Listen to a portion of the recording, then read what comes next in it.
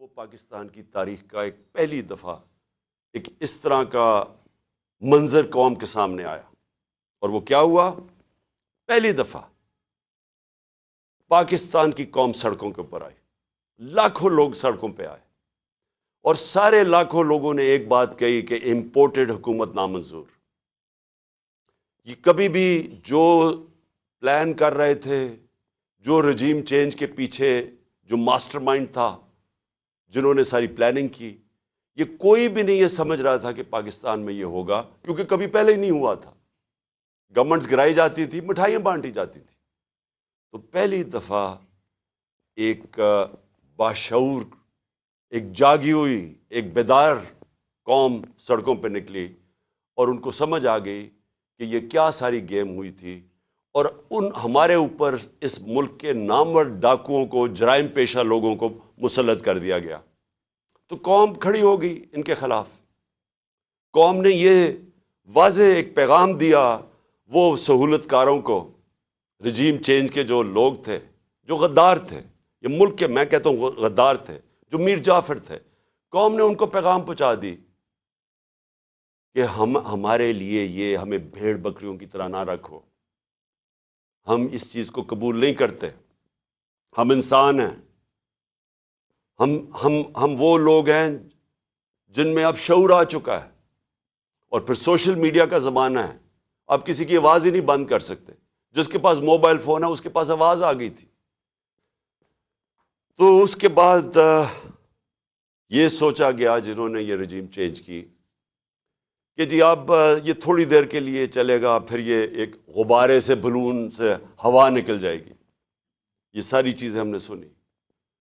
پوری گورنمنٹ نے پھر تیاری کی، اور جو ہمارے اوپر ظلم ہوئے، ایک بجائے یہ کہ غلطی کر دی آپ نے، عقل یہ کہتی ہے کہ اگر غلطی ہوگی تو اس سے پیچھے ہٹ جاؤ، ریورس کر دو، الیکشن کروا دو. جو آسان طریقہ تو یہ تھا. میں نے تو الیکشن اناؤنس کر دیے تھے، لیکن پورا زور لگا کے وہ الیکشن مسترد کیے گئے. اور اس کے بعد پھر یہ ان کو جب مسلط کیا گیا، تو جب قوم بار بار پیغام دینا شروع ہوئی کہ ہم آپ کے ساتھ نہیں ہیں، ہم اس کو قبول نہیں کرتے، الیکشنز ہوئے، بائی الیکشنز ہوئے، اس کے رزلٹ سامنے آ گئے. کبھی بھی نہیں ہوا کہ اسٹیبلشمنٹ ایک ساری پارٹیز کے ساتھ مل کے کھڑی ہوں ایک پیج پہ، اور ایک جو حکومت سے باہر پارٹی ہو وہ 75% الیکشن جیت جائے. قوم نے پیغام دے دیا، لیکن بجائے اس کے کہ قوم کیا کہہ رہی ہے اس کی آواز سننے کے لیے، ایک طاقت کا استعمال کیا گیا، ہمارے اوپر تشدد کیا گیا، کیسز بنائے گئے. پتہ نہیں میرے اوپر کتنے 50-60 کیسز ہیں، مجھے تو یہ بھی نہیں یاد اب کتنے کیسز ہیں. مجھے دہشت گردی کا کیس بنایا گیا، پکڑنے آئے مجھے پولیس والے، اور اس کے بعد ہر قسم کے کیسز ہیں ڈسکوالیفائی کرنے کے لیے. کسی طرح راستے سے ہٹاؤ. جب پتہ چل گیا کہ عوام ادھر کھڑی ہے، تو پھر بھی بجائے عوام کے ساتھ کھڑے ہونے کے، چوروں کے ساتھ کھڑے ہو کے کوشش کی گئی کہ کسی نہ کسی طرح اس کو راستے سے ہٹایا جائے. اور ہم نے ہر بات دیکھا استعمال کرتے ہوئے. 25 مئی کو جس طرح کا ظلم کیا گیا، کبھی ایسے نہیں ہوا کہ ایک پرامن احتجاج یہ جو ہمارا تھا لانگ مارچ، کتنی ہمارے خلاف 3 لانگ مارچز ہوئی، کوئی کسی کا راستہ نہیں روکا. یہاں 2 دن پہلے پولیس گھروں میں گھس کے چادر اور چار دیواری کو مسترد کر کے اس ملک کے جو ہمارا ایک اسلامی کلچر ہے، ہم خواتین کی گھر کی رسپیکٹ ہے اس ملک پہ، کہ ہم اس طرح فیملیز کے گھروں میں نہیں رات کے 3 بجے دوبارے چھلانگ کے پولیس گھس جائے.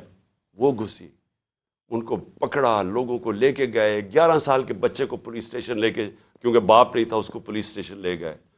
ایک ہماری 70 سالہ خاتون ایم پی تھیں، ان کو رات گھسیٹ کے پولیس اسٹیشن لے گئے. ایسا کبھی نہیں ہوا. پھر 25 میں آیا، پھر جو شیلنگ کی اور تشدد کیا، سارا ایک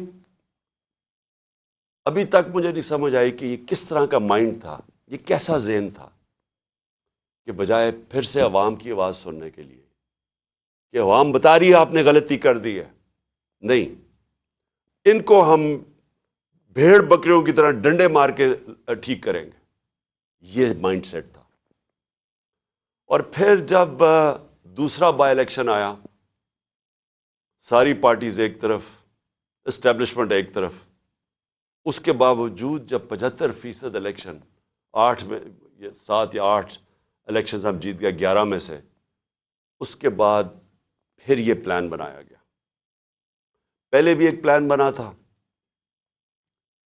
مجھے مارنے کا، میں نے کہا کہ میں نے 4 لوگوں کے نام میں نے دے کے اور میں نے باہر ایک ویڈیو بنا کے ملک سے باہر بھجوا دی کہ اگر مجھے کچھ ہوتا ہے تو وہ ویڈیو آ جائے گی۔ اب دوسرا پلان بنا گیا، یہ پلان بی تھا، اور پلان بی اب ان کو پتا تھا کہ اگر مجھے اسی طرح قتل کرتے ہیں تو ان کے اوپر آ جائے گی، تو انہوں نے ایک اور پلان لے کے آئے، اور پلان کہ جی سلمان تاثیر ٹائپ قتل ہو، دینی انتہا پسند جلال اور جوش میں آ کے اس نے عمران خان کو قتل کر دیا، یہ پلان بنا۔ اب میں آپ کو اس کا پلان بتاتا ہوں کہ مجھے کب پتا چلا، لیکن یہ شروع کدھر سے ہوا، کیونکہ یہ جے آئی ٹی کی جو رپورٹ ہے اس کے اندر کافی چیزیں آئی ہیں جو میں بعد میں آپ کو بتاؤں گا، کہ اگر کسی کو کوئی شک ہے کہ یہ باقاعدہ ایک پلان بن کے مجھے قتل کرنے کی اسکیم بنی تھی، وہ جو میں آپ کو چیزیں بتاؤں گا آپ کے سب کے شک دور ہو جائیں گے، کہ آپ کو واضح ہو جائے گا کہ کتنی بڑی یہ پلان کر کے سازش کی گئی تھی، اور کوشش یہ بتانا تھا کہ یہ دینی انتہا پسند نے کیا۔ اب میں آپ کو ذرا بتاؤں کہ یہ سیکوینس آف ایونٹس کیا ہوا ہے۔ 24 اگست ایک وقار ستی ایک ویڈیو لے کے آتا ہے، ویڈیو کدھر بنتی ہے یہ میرا بہت بڑا سوال ہے، یہ کون بناتا ہے یہ ویڈیو؟ اور